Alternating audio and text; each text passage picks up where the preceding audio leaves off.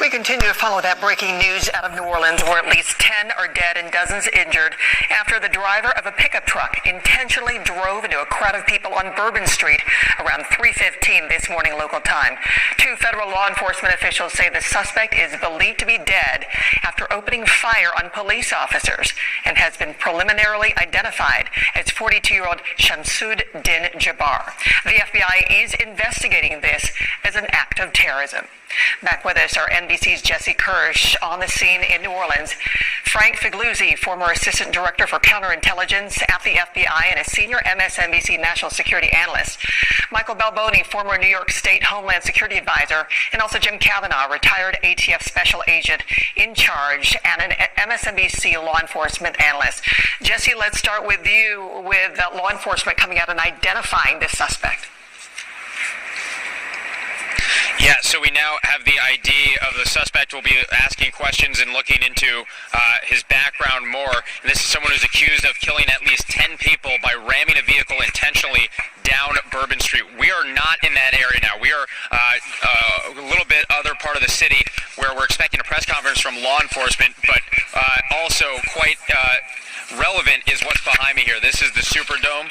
This is a football stadium that is supposed to be hosting the Sugar Bowl, part of the college football playoff tonight between Notre Dame and Georgia. 2 schools, 2 teams with massive fan followings, with a lot of people expected to be streaming in to attend this game tonight. And this is coming less than 24 hours after what appears to have been a real lapse in security on Bourbon Street, whether it was someone overcoming security measures or security measures that were supposed to be in place and weren't. At this point, we don't know. But either way, this is a security situation that is being scrutinized, hopefully is being reviewed, and hopefully we'll have answers on soon. And even as that is still all unfolding, and that is all being reviewed, this is supposed to be a place with a lot of tourists, a lot of fans later. And I want to show you down the block here. This is just down the block from the Superdome. You can see that this is a sidewalk curb, and just beyond it, some metal barricading. There are quite a few police vehicles with flashing lights. We saw a Homeland Security vehicle out here earlier. And to be clear, I do not know what this looked like yesterday. We don't know what this will look like tonight. The game is not for about another 8 hours or so. So we're still quite a ways away from all that unfolding. But, you know, just down the block, actually on the same block as the Superdome, you've got, you know, what appears to be a softer barricading situation. And I don't know what the foot traffic will look like here later, but just it'll be interesting to see how the security situation around here evolves in light of what has happened. We were supposed to be hearing from officials at the top of this past hour. They pushed back the press conference by about 2 hours. The police tell us that is because the FBI has taken charge and wanted to push things back. So we're waiting for more information from officials. They have not yet taken questions at a press conference on this. And again, there are a lot of outstanding questions unanswered when it comes to the security situation last night and moving forward. And Francis, there is not just one big football game that is scheduled here this year. We are looking at the Super Bowl that is set to be hosted here in less than 2 months. And of course, that is always a major draw for the game itself, but also you can imagine many people come to be a part of the festivities around it. And of course, when people think of festivities and New Orleans, they think of Bourbon Street. And it'll be interesting to see how that changes in less than 2 months from now. Back to you. Yeah, security paramount then, security paramount tonight, and also the big questions about the security. Jesse, thank you. I want to bring in Jim Kavanaugh when we talk about that, because I know you were very vocal in our coverage earlier in talking about whether this could have been prevented. We have reports, eyewitnesses who spoke with our local affiliate this morning that mentioned that the barricades and the barriers were actually down on Bourbon Street at some point. We know from the first briefing that this driver plowed in and went around the barriers, if there were barriers.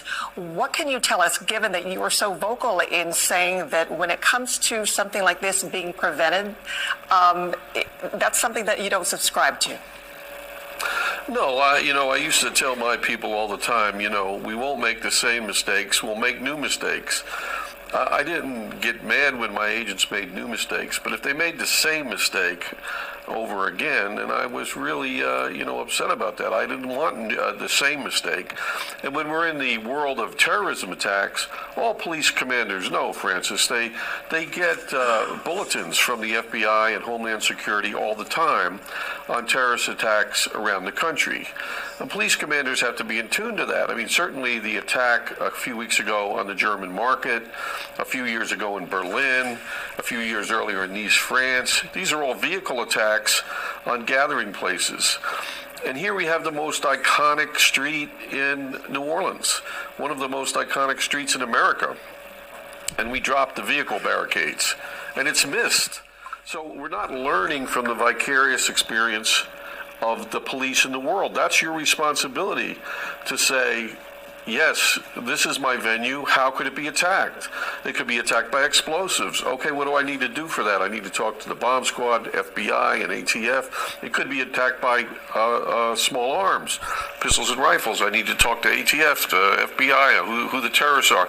It could be attacked by vehicles. What do I need to do? I need to have barricades up. And Michael Balboni, when he was in New York State, I mean, they constantly had commanders' meetings about this. They even had a vehicle attack in New York City years ago. So how are we missing this kind of an attack? Now, in the defense of any police force, you cannot prevent a vehicle attack on every street in your city. I mean, it's not possible. But look what NYPD does. They secure Times Square. That's a huge venue, but they have 3,000 officers on their special events squad, and they can do it. We're just talking about securing Bourbon Street here. It's 8 blocks long, and it's very narrow. So we're not saying that the police have to secure the whole city of New Orleans. It's not really possible. A terrorist can come and attack people somewhere, but you don't want them going right down the heart of your biggest, most iconic venue, because terrorism, as Brian Jenkins said in 1974, is theater. And that's never changed, Francis. It's theater. And when you attack an iconic place like this, well, now guess what? You have world news, and you have a high body count. And so this spurs on more copycats and more other things. Hey guys, welcome back to my channel. If you're new to the channel, welcome. Thank you to all my subscribers. I appreciate you, which is not a lot, but hey, I still appreciate you guys. I just want to jump on here right quick and talk about the self-accountability. We all know the definition of self-accountability. And one thing in this situation here, when you scroll through YouTube, X, or whatever app you scroll through, you would never hear, and you will not hear, the self-accountability that we as Americans need to focus on. The police department don't want to take accountability for what they did, which was lack of protection. There was no protection for these people, and we still today keep relying on the police department, which is rightfully so. But you have to hold people accountable so these people can live. Who does this? Who even if you close it with the metal in the wood stuff that they had, he could still get through. It just don't make any sense, man. But you know what? Until we stand up as Americans, this will continue. It will continue. This is 2025. We already starting. What I want to say. The outcry should be against the police department. The outcry, because another thing, as you know, New Orleans is one of the poorest states. Now 10 people, they're going to have to pay out 10 lawsuits. And guess who will suffer? Who's going to suffer? Who is going to suffer? New Orleans residents. And I promise you, a lot of those people do not live in New Orleans. So they family gonna go back to their city and their state and spend their money over there. But we as a people, you want the police department to hold your hand and not force them to do what they're supposed to do, which is protect people. We have to wake up. It is our fault. It is our fault as a people in America. It doesn't make any sense. You got activists in New Orleans. They don't talk about protection when they have these events. Because it's going to be more. It's coming. It is going to be more. And you know what? Everybody going to shift the blame. And the people that's actually at fault is going to get away with it. And that's all I got to say. I just want to come on here and vent. It is sad that these people lost their life for something so unnecessary that could have been avoided in the first place. But nobody wants to hold the police department accountable. Nobody wants to hold the mayor accountable because, check this out, the mayor is going to pay out all these lawsuits, and New Orleans is going to go into a deficit that they ain't going to be able to get out in the next 20 years. And it's sad. So, you know what, guys? I will see you guys in the next video. I'm just keeping it raw and uncut.